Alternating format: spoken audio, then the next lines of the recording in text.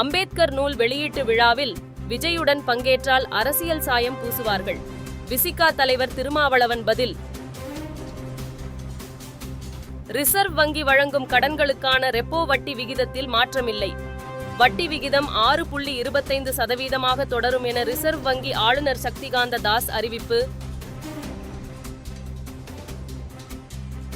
திருவண்ணாமலை கார்த்திகை தீபத் திருவிழாவில் பக்தர்களை அனுமதிப்பது குறித்து இன்று ஆலோசனை.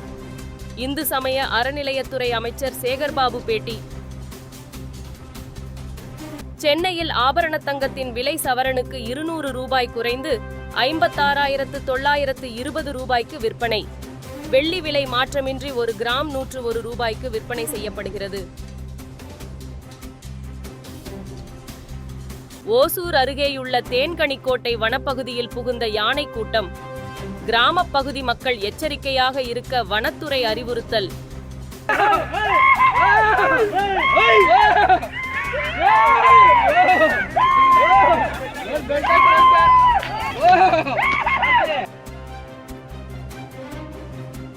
ஷேக் முஜிபுர் ரஹ்மானின் படங்களை கரன்சி நோட்டுகளில் இருந்து அகற்ற வங்கதேச அரசு முடிவு.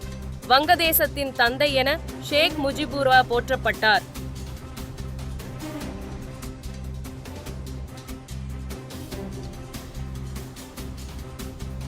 சாத்தனூர் அணையில் இருந்து வினாடிக்கு 4500 கனஅடி நீர் திறப்பு.